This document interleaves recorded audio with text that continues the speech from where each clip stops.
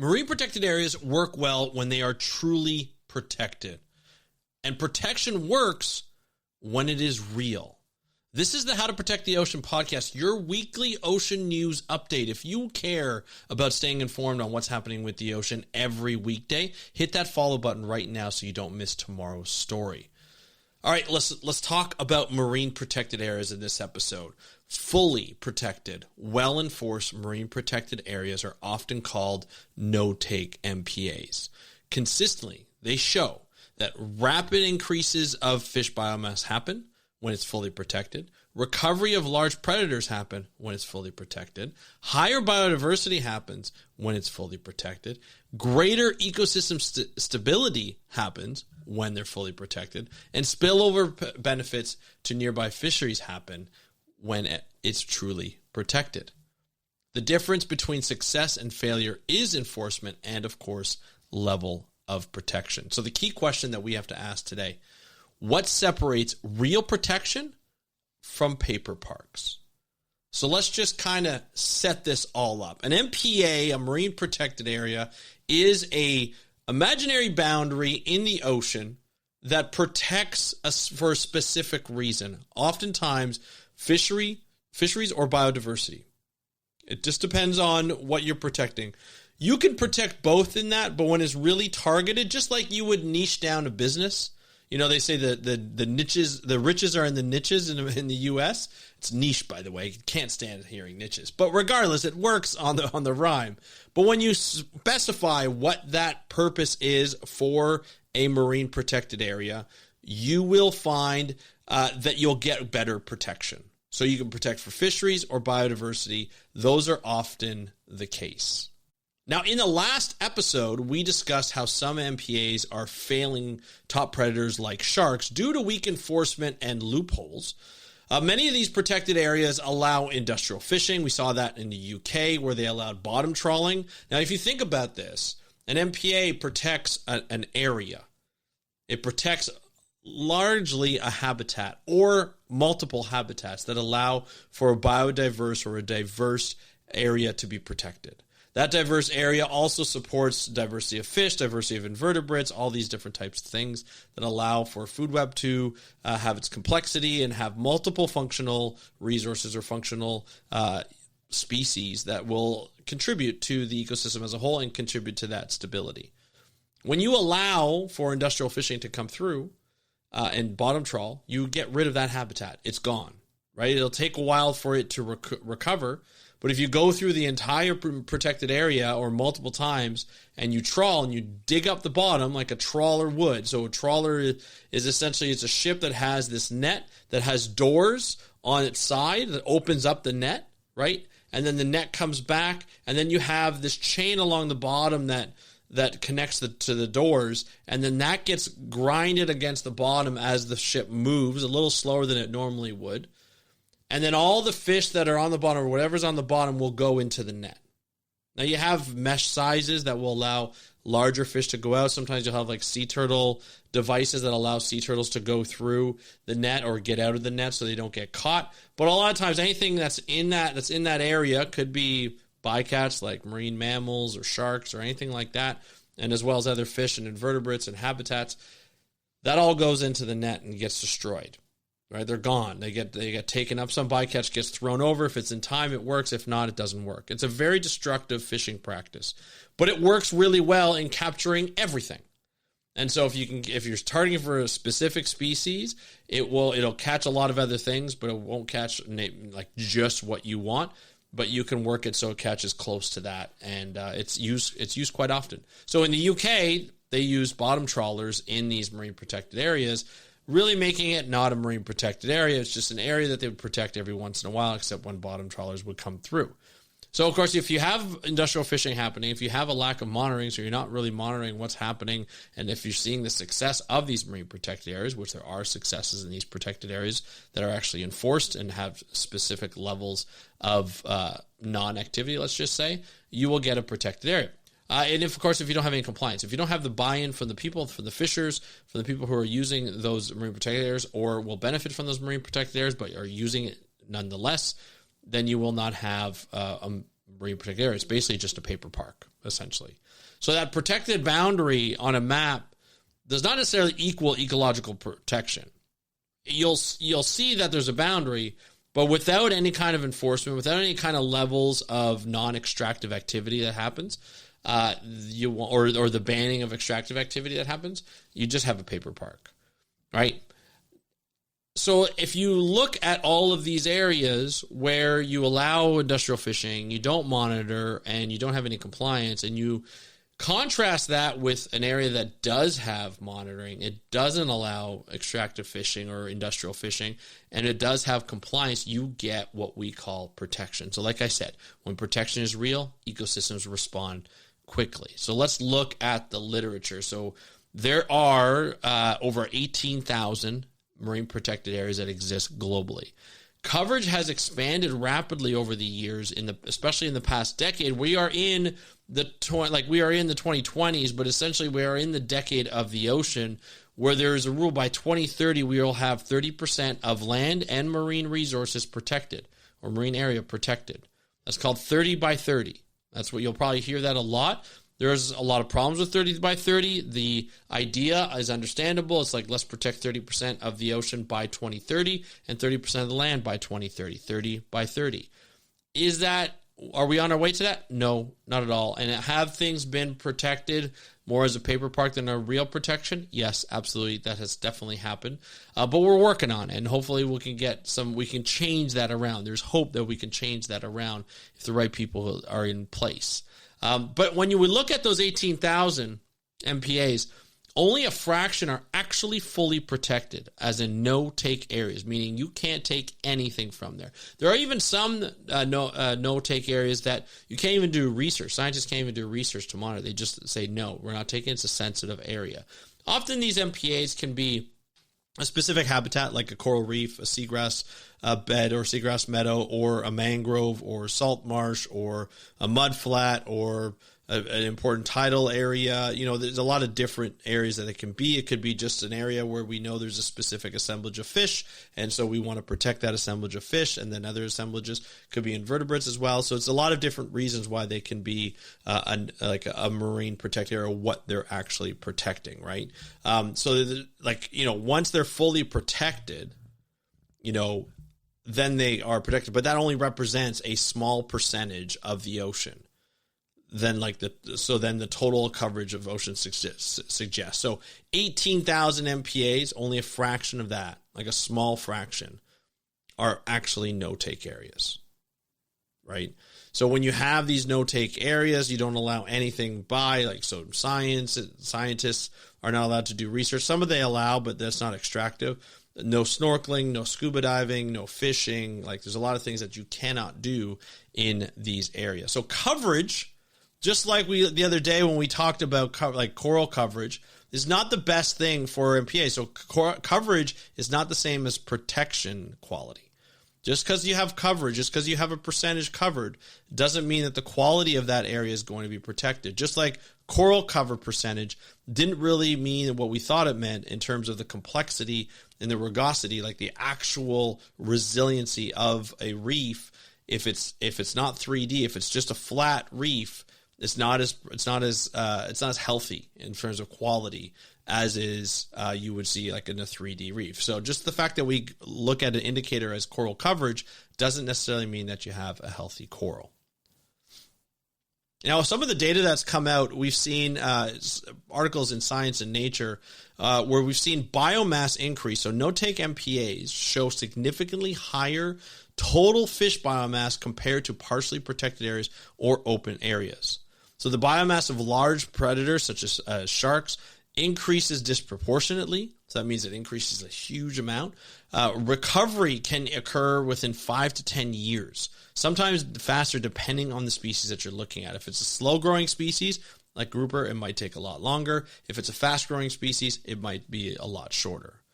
So the recovery can happen whenever, right, depending on the species. And top predators are often the first indicators of real recovery. You start to see those predators increase in size. Like biomass is size. So how much do they weigh? That's a good indicator of healthy systems, or systems starting to get healthier as you start to see like bigger sharks that are around, and they're healthier, they're meatier because they actually have food to feed on. Now, of course, when we look at diversity, species richness, which is the measure of the amount and number of species in fully protected areas. So if the number of species increases, that becomes a huge biodiversity gain. Functional diversity improves, meaning more ecological roles that are filled. When we talk, this is functional diversity is really interesting to me, because like when we talk about diversity, and like diversity to me means stability within an ecosystem, like a habitat. Say, let's go back to the coral reef. When you have a coral reef with a number of different corals, so you have flat corals, you have boulder corals, you'll have branching corals, you have all these different types of corals. And then you have some soft corals as well. The hard corals are like the branching, the flat, and so forth.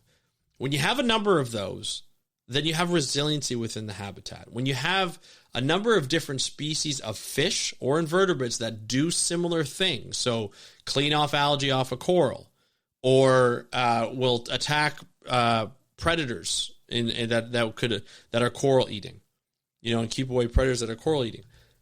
The diversity of those, if you have a lot of species that do the same thing, so say algae eaters, so herbivores, if you have a lot of herbivores on there, like a lot of different species that are herbivores, that's really great. It makes it a lot more stable, because if one fish species that is a herbivore disappears from the area, we call it extirpated from the area of this reef, then there are still other species that do the same thing. So the corals don't become vulnerable to algal growth, right? That's a benefit. That's a stability, because you know that just because one species is extirpated, the other species are around to do the same kind of functional role as in eating algae. So the corals won't get overgrown. The coral system will stay most likely intact. There might be a little bit of a dip, but overall it'll be intact. And another species that's a herbivore might come in or reintroduce that species, and they'll become even more stable. So having that functional diversity, the greater number of species that do the same function, is going to be really stable. It's going to act as a stability metric for the reef or for the habitat.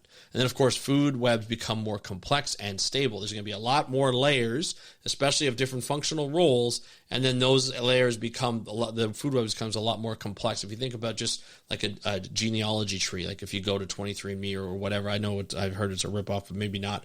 I don't know. But you go to those, you get like a genealogy tree, and you look at like how complex it can be when you have so many different people coming in, and you have so many layers and so many branches and so forth. It's exactly the same when you think of a biodiversity tree, right? It's not just more fish, it's more of a complete ecosystem when we talk about biodiversity gains. And of course, going back to continuing on with the ecosystem stability, protected reefs and coastal systems show greater resilience to climate stress. If you have a healthier reef, or you have a healthier seagrass meadow or salt marsh or any kind of coastal zone, you have a healthier coastline. Climate change won't rear its ugly head. It might be able to affect a couple of species, but if you have that diversity and that functional role, and you have that complexity within the ecosystem, that system is going to be very resilient to change, even climate change. And so that's going to be really helpful. You have that structural complexity will be maintained, whether it be within a food web or whether it be that physical structural complexity we talked about on Tuesday, like 2 episodes ago, when we looked at how resilient a system can be when you have a complex and 3D reef, right? And then recovery after any kind of disturbance, even if it makes damage, will be faster in marine protected areas, because they're clean from anything. There's no lack of fish.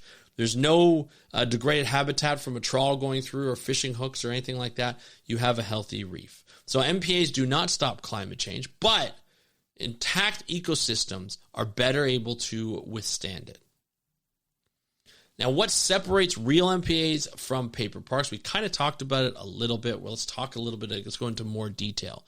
So real protection includes no extractive activities, especially industrial fishing, clear boundaries, adequate funding. You need to fund the people to help monitor this MPA.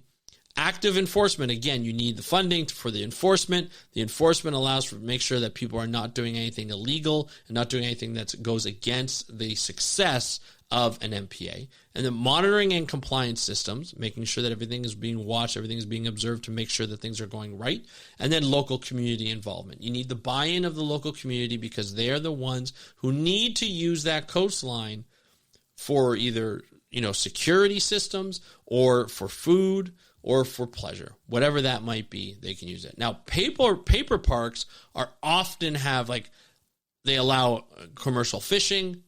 They have minimal patrol, so no enforcement, political designation without implementation. So they say, hey, you know what, this is an MPA, but we're not really going to implement it. We're not going to put anything in it. And then no penalties for violations. So the enforcement's even if you do enforce, you don't give penalties. Well, that's not really going to do anything because now people know they can do anything they want and not have to worry about it.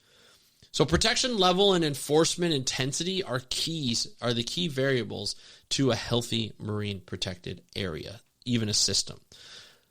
Let's talk about some of the benefits of MPAs. When you have an increased fish biomass inside the no-take MPAs, that leads to that spillover effect into the adjacent fishing ground. So if you have this boundary, this imaginary boundary in this area, and you have all these species that are protected from fishing within the boundary, those species eventually are going to get too big and too numerous to all be in one area. They're going to have to go outside the boundaries. Once they go outside the boundaries, they're fair game to be fished.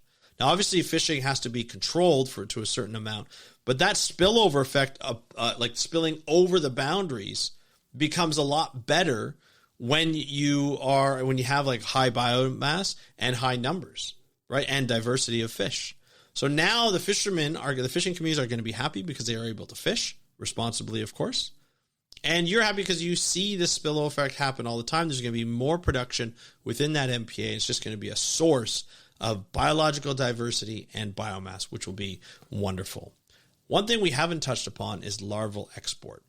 And so when you have these larvae, which is like fish species, invertebrates, whatever that might be, even corals, right, which is an invertebrate, when they're born or they reproduce, whether it's asexual or sexual, they produce larvae a lot of the times. That larvae is brought by currents to other areas. So again, we talk about spillover effects. This time it's larval spillover effect. That larvae will follow the current because it can't really go against the current until it settles somewhere else. Now, that somewhere else could be part of a network of marine protected areas like the Great Barrier Reef, or it could be just on its own. And all that spillover effect it might be just 10 feet, it might be 10 meters, it might be 100 feet or 100 meters away, depending on how far that current will go before the larvae will actually metamorphosize into a fish or anything or an invertebrate and look what its adult form will look like. And it'll settle down on the bottom, whether it's a coral or anything like that. That could help build up all the habitats around it as long as it's safe. So a lot of the times when you have marine protected areas, you'll have a bunch of little ones in a network, and that biological connectivity, which is what I was supposed to do for my PhD at one point, like 25 years ago, that biological connectivity will connect with the other MPAs, and that will become like a sink where animals just sink in and they settle and they build more habitats and healthier habitats. So that's a pretty good thing. It creates long-term fishing yields that can improve near and well-designed reserves. So that'll be really helpful. So it's not just conservation versus fisheries. This is short-term extraction versus long-term stability. It's really what it comes down to. When you're talking about short-term extraction, you're talking about fishing coming out for that payday, that quick payday. We're looking at long-term stability as you're creating an area that will have that spillover effect, that will have that connectivity with larvae, which will be really great. Now, of course, I mentioned that the countries are racing towards 30% protection by 2030, the 30 by 30. The risk is counting areas instead of quality. Right, so if a government decides, hey, you know what, I don't want to be embarrassed by every other country who's meeting the 2020, 30 or the 30 by 30 reach that index or that number, that 30%, that goal. What they're going to do is they're just going to, we'll just designate a bunch of parks and they'll be paper parks, but we'll just designate them so that we actually fit there. I don't want to, I don't want my country embarrassed by other countries saying prime ministers and ministers and so forth, or presidents and stuff like that. So the risk is you're just counting area instead of high quality areas, right? And then high coverage with low protection may look, politically great, but it'll ecologically fail. And we don't want that. So 30% of nothing is still 30%. So if you don't protect it, if you just put it as a paper park and you just designate the area, you're not going to get anything of it. So quality first, then we go quantity, right? That's the biggest thing. So I want to talk about an example, just to kind of refer an example. Cabo Palmo National Park. This area, fishing ended in the mid-1990s. Biomass increased more than 400% for over a decade, right? That's a huge increase over a decade. The reef predators returned, and essentially local enforcement and community buy-in was critical, and they got that buy-in, and they were able to get all of these great things to happen. So like biomass increased by 400%, the number increased, and the biodiversity increased. All of a sudden, you have this great source of fish biomass and number and diversity, and then you have the fishery that comes back again. And it's a national park that gets funded, and it's enforced, right? And then you have the community buy-in, which is critical. So like stories like this are what we talk about on this episode, on this podcast. And if you want real ocean protection stories backed by science, follow this show right now so you don't miss out on tomorrow's episode. I want to thank you so much because you know what? Talking about MPAs work. Not all MPAs are equal, but they work when they work well, when they're implemented properly, they're enforced properly, and they have the right level of protections. And enforcement is really the dividing line. And fully protected areas consistently outperform partially protected areas. So even if your government's like, oh yeah, we're going to protect this area, but we're going to allow resource extraction like fisheries or oil and gas, that's not a marine protected area. That's a fake one. That's like fake news, right? So it's really important that we know that protection works when it is real. And it's important for you as a citizen of wherever you live to understand that when governments come out and say, hey, we're going to protect this area, you have to start looking at how they're going to protect it. What are they going to institute? And follow along to make sure that they're putting out the right reports and to make sure that they're actually seeing gains and they're actually seeing levels of protection that are really good and making sure that extractive activities that are supposed to happen in those do not happen in those. So I want to thank you so much for listening to this episode of the How to Protect the Ocean podcast. If you want more real ocean stories like these, backed by science, backed by conservation, and successful stories indeed, follow the show right now. Hit that follow button so you don't miss tomorrow's episode, which will be an interview with Anthony Morente, who's a senior campaigner from Oceania, talking about a new ruling that was upheld in appeals court in Canada about the single-use plastics ban, as well as how Canada uses the statement that all plastics are toxic. We're going to talk about what that court order meant, or how that court order was upheld, and we are going to talk about the regulations and the future of single-use plastics in Canada and around the world, and what you can do to help it. So tune into tomorrow's episode. I want to thank you so much for joining me on today's episode of the How to Protect the Ocean podcast. Have a great day. We'll talk to you next time, and happy conservation.